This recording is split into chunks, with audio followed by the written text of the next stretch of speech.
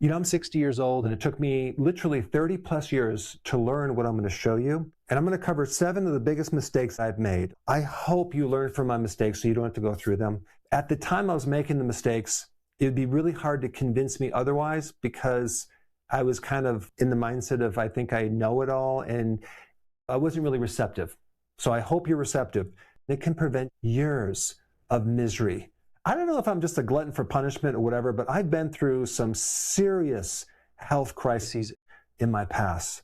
On one hand, I think I can relate to a lot of people, since I've had nearly every single symptom that most of my patients had. So I wouldn't consider that a good thing, but it's something that happened that I can relate. But let's just dive in to 7 huge mistakes that I made that I want to show you what I should have done. Number 1, 100 vitamins a day. There was a point in my life where I was taking even more than 100 vitamins a day. I'm talking not just vitamins, I'm talking bottles of vitamins. I would be driving down the street with my wife, and I'd say, honey, let's go over to the health food store. Maybe they can help me. We'd go in there and come out with more vitamins. I had a warehouse of vitamins. I had chronic fatigue syndrome. I had severe insomnia. I had arthritis, all sorts of issues. And I'm trying to find the vitamin that's going to give me more energy and help me. And so this kept happening over and over and over and over, because I didn't want to take drugs. I wanted to take something natural, okay? But what I didn't know at the time, they only work if your diet is good, okay? My diet sucked, and I just didn't have enough of the macronutrients. If we take a look at macros, we're talking about fats, protein, and carbohydrates. I was doing a vegan diet at the time and trying to get protein from plants. Oh my gosh, I did not do well on that. I just couldn't feel satisfied. What I should have done is I should have started the day out with animal protein. You have to realize the purpose of protein is for repair of the body. A lot of our body is protein, and we have to replace that. And a certain portion of that goes to energy, but we mainly get our energy from carbs and fats. And I'm going to recommend, don't get your energy from carbs, get it from fats. And so if I would have gone back in time, I would have focused on fatty animal meat. Number 2, detox was very popular. Here you are flushing out all your good bacteria too, and you're flushing out electrolytes, which could be very dangerous. And you were eating basically nothing. You had some fiber, apple juice, some vitamins. And the problem is, if I would have not consumed the apple juice, I could have got into ketosis, and I could actually probably felt good during it. But you never want to do a cleanse or a fasting program with juice. And I did the master cleanse with lemon juice, I think cayenne pepper and maple syrup. I've done that too. Bad idea, because the body can never convert over to fat, because you just have enough sugar to keep things going. So you're always going to be hungry. And I would just feel miserable while I'm doing them. So I had a lot of digestive problems afterwards. But it wasn't just the colon detoxes. I did herbal detoxes. And I can't tell you how many times I got sick for 2 weeks because I'm taking these powerful herbs that release toxicity, which then create an immune reaction. And now I'm sick in bed for 2 weeks. I remember one time I did a gallbladder cleanse, okay? So I drank 12 ounces of extra virgin olive oil.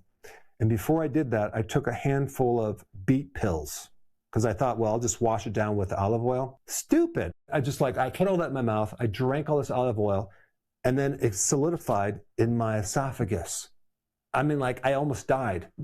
And then you have to lay on your right side for a period of time. I mean, I've done it all. So again, that was like a complete waste of time. What I should have done is just get on the right eating plan, maybe take some supplements, but the key is getting on animal protein, vegetables, some probiotics, some cheese. I would have solved so many problems. All right, number 3, I said, I'll eat healthy when I graduate. I was in college, living on carbs, not to mention very strong coffee. And if I could only go back in time, and if I ate healthy, which wouldn't be that expensive, by the way, I could have had just eggs or sardines or something like that. But oh my gosh, my brain would have worked so much better. I was just constantly tired through college, trying to struggle to study when I'm so tired and I had to sleep. But a lot of that fatigue was just blood sugar. I didn't know it. And what's interesting about this, as soon as I graduated, did I eat healthy? No. And then I became a vegan for a while because I thought that was the healthy way to go with all these beans and the clean protein. And that was really bad because my entire gut started getting inflamed and I started going downhill even faster until eventually I figured out the healthy version of the ketogenic diet, where I started to really turn my health around. And if I would have known about that back then, it would have been a game changer. Don't wait until you get my age to change your ways because it's going to catch up with you sooner or later. Might as well do it right now. I promise you'll be happy down the road. Number 4, this is interesting, right shoulder pain. I had this delusion that I had right shoulder pain and I had to fix it. So I went to every single therapist, chiropractor, massage therapist to keep working on my shoulder. I had a permanent tightness underneath my right rib cage all the time. It was just constant. And I didn't know what it was. The right shoulder pain is nearly always a red light indicator switch for your gallbladder and the bile ducts in the liver. I did go to several doctors after I had an ulcer, and they're just like, yeah, looking at me kind of funny, like, yeah, I don't know what that is. My bile was sludge that caused some tightness through this area that I was always pressing into that referred pain in my right shoulder. Question, do you really have the right cause, or could it be coming from something else? That's the lesson for that one. Number 5, intermittent fasting. Nothing. What does that mean? Someone told me about intermittent fasting a long time ago, and I was like, that's nothing. There's nothing to that. Until I actually tried it and looked at it from the viewpoint of our ancestors who did not eat so frequently. And the snacking raises insulin. Every time you eat, you raise insulin. It's the frequent eating that creates so many problems. It's way more significant than you think. All the snacking, especially at night before you go to bed, we're constantly grazing. This is so different. Our bodies were not designed to graze, okay? And as soon as I started giving up the snacking, not only did I go from 211 pounds down to 185, but all the swelling in my eyes cleared up. That was like an insulin problem. That was fluid retention. I had a round face. Many people that have a puffy face or round or puffy eyes are just eating too many snacks and doing too many carbs. Okay, so intermittent fasting, wow, that was a game changer. I recommend it for everyone. I recommend the average person should only be eating 2 meals a day, and some people should just be doing 1 meal a day. Because if you start doing too many meals, you're just jacking up insulin. You think you actually have real hunger when it's not hunger. It's just low blood sugar. You're running on glucose, and you can only last so long, maybe an hour and a half until you need a little something, right? So you keep getting in this mode where you're fueling the body, but you're really just living on sugar. You never convert it over into fat burning, ketosis. So that's the purpose of that system, to be able to go from one meal to the next without being hungry. Number 6, I was doing the kale shakes. I still have a lot of videos on this. They're okay, but I was doing way too many, okay? I was just down on these kale shakes. I was in this mindset that we needed to do a tremendous amount of fiber, okay?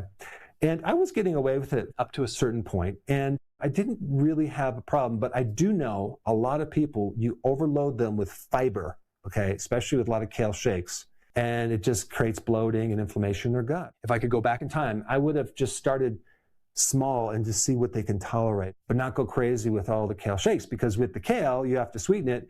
So you have to have pineapple, blueberry, and now we're adding more carbs.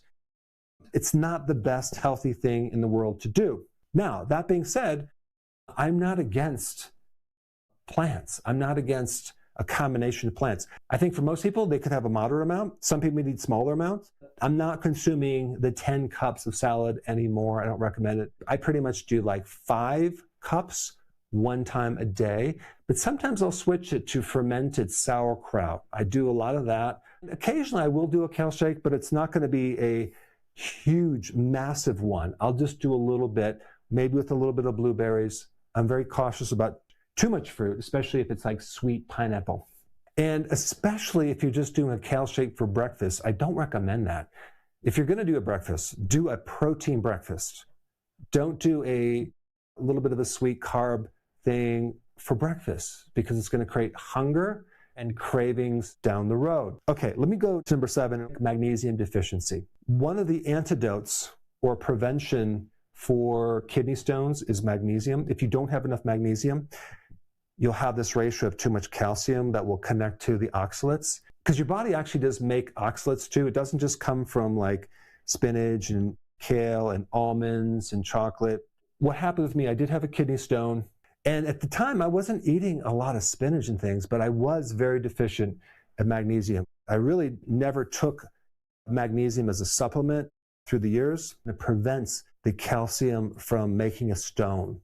And that really is a game changer for helping a lot of people get rid of stones, especially if they're starting to get one, and make it shrink, and also prevent kidney stones. It's magnesium. But that's not all. I had muscle spasms. Magnesium is all about the relaxation of the muscles, okay? And it's a controlling factor over calcium. If you don't have enough magnesium, the calcium will take over and you'll have more contractions. And boy, did I have charley horses and cramps. I also had, for years, terrible insomnia. I had terrible fatigue.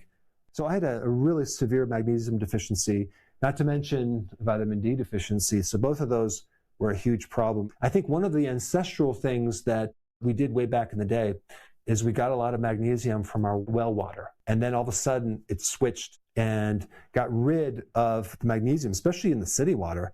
That's one of the big causes of a magnesium deficiency, is we don't get it from the water like we used to. I have a free download that I want to give to you. This free download is my daily routine in a checklist. This is a routine that I use every day to feel like I'm 18 years old, even though I'm 60 years old, and I want to give it to you for free. And so there's a little link down below. Click it and definitely download that. And so now that I covered the mistakes, let's talk about what you should be eating as the most important foods, okay? And for that information, I put it in this video right here. Check it out.